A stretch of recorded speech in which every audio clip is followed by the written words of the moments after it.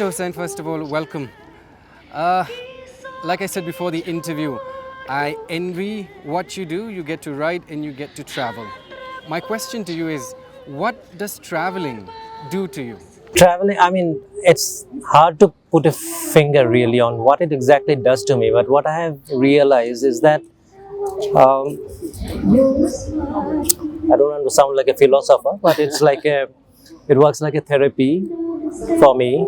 Uh, it makes me feel younger. It makes me take on challenges head on. It makes me, I think, a better planner in life in general, and it has and it over the years it has taught me patience, because things go wrong in travel sometimes, or quite often in some particular travel. So it has taught me the importance of these things, and of course the faith in Almighty when I travel out. Out of curiosity, because I don't think it's an easy job, because when you throw yourself into the unknown, you go to all these places. I want to know your approach. As in, is there a strategy that you have before you venture out? Or you just, like I said, throw yourself into the unknown and see what happens along the way? No, not like that. I usually research in the places that I intend to visit, because it helps me zero in on specific areas of interest that I have, which I find there. Like suppose particularly a cottage industry, somebody who's running who produces one particular product which nobody else does.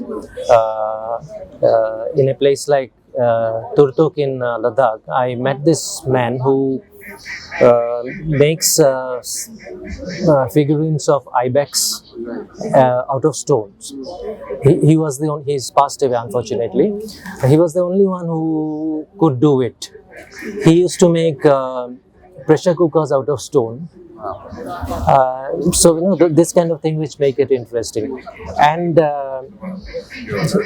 as for throwing myself into the unknown, it has there are times, I mean, when you are pushed to but this would happen during the travel, not when you started. When I started, then you plan your things out, but everything doesn't work according to plan sometimes, so that's when. You've written 2 motorcycle travelogues. Let's begin with Into the East, which covers 7 states, 7,000 kilometers. And of course, you said ride to reclaim life. Give us perspective. I was getting thoroughly bored in my office job. I was with Hindustan Times at that time, with the web edition. So every day is the same. I know it was a drag. Doing the putting out web edition stories, keeping a track of who tweets what, and sometimes absolutely nonsensical tweets would become news. Then you rack your brains trying to figure out why is this news in the first place. So it reached a point where I couldn't take it anymore. I thought I needed a break, or I thought I would go nuts.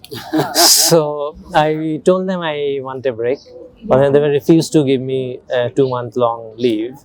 So I said, okay, I threatened to quit. They said, no, please don't quit. Then he said, okay, you can go on leave, but without me. I said, okay, that's fine. So, which is how it happened. So what are some of the learnings, sir? Because see, when you travel, like I mentioned to you earlier before we started the interview, when you travel, there are a lot of things that you take back home, you reflect and ponder. What are some of the learnings that you've acquired? Mostly memories you make, and the adventure that you have, and that feeling that okay, you have achieved what you have set out to do. So the learnings are there for sure. Yeah. And memories, like you mentioned. But when you travel to all the 7 states, I'm curious about one thing, that is the help and support that you get from people, the locals from each place. How has, can you give us a little bit of background? Yeah, I mean, I like particularly during this Northeast ride, so I made it a point to stay in homestays.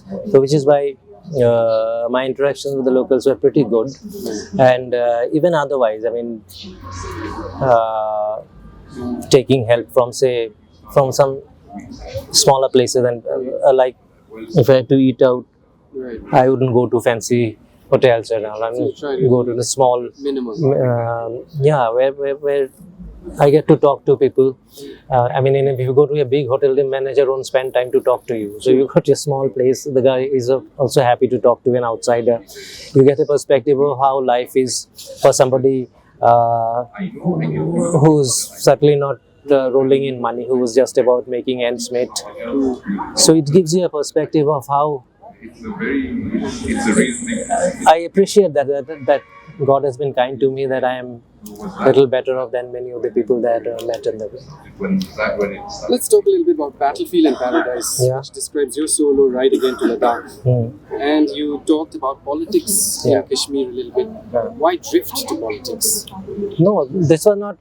It's not that I wrote something about politics. It was like, if you read the book, you will see it is about the conversation that I have with people I have had.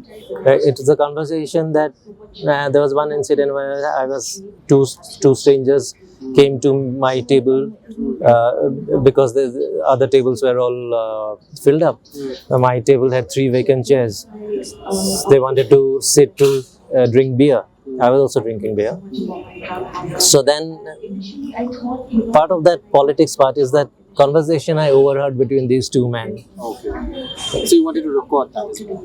No, I just wrote it from. I heard it, so I came back. What I used to do was, I used to keep a diary. Every day I used to, at the end of the day, I jot down this happened.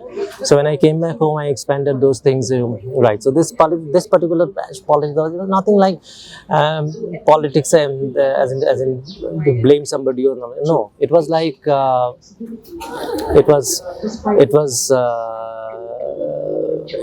it has its origin in economics. I mean, one of these two guys' trucks were held up in Kashmir Valley. He was from Jammu, so he was telling ki, "Arey, let our party come, so then we'll teach these guys a lesson." Those kind of politics.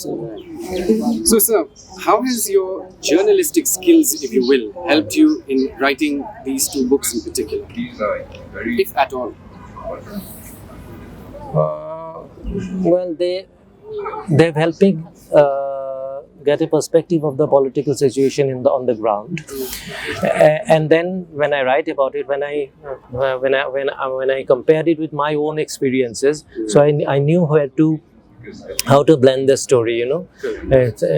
It's not that what media reports had gone were totally wrong. No, but they may have been off the mark in some places, but it helped me concretize my stories. All right, it's just out of the back question. Do you intend to explore Meghalaya into details? I'm asking you because there are a lot of I would love to. I places, would love to. right? Now that I'm retired, yeah, I would love to. One day I would like to come back sooner rather than later. Correct. If you weren't writing about your experiences and findings, what would you be writing on? Not traveling, anything out of your experiences, what would you be writing instead? Fiction? Fiction. Has it been there all the while? It's there in the back of my mind. I've written short stories. I haven't gotten them published. Maybe when there are not too many of them. So the trouble with short stories, you need to have a collection to get them published. So let's talk a little bit before I let you go. We dwell a little bit on New Delhi because, like I said, I've been there, stayed there, studied there, worked there, and I love the place so much. Why do you like New Delhi so much? who told you I like it? I don't know. You don't like New Delhi? No. I still feel I'm a stranger in Delhi. I mean, I might even write a book with the heading "Stranger in Delhi," because it's like okay, it has amenities. The metro makes life easier to travel and all those things. Those things are there, but there's bad pollution. People are not as friendly as they are in Shillong. Very true. Things like that. I mean, okay, it's by default it has become my home now. But like I said, I'm always be a stranger in Delhi. Always a stranger in Delhi. Well, Mr. Hussain, thank you so much for your time. It's been an absolute joy. I wish you the best of luck and have a great time while you're still around here at the Lit Fest. And I'll be around. Thank you so much.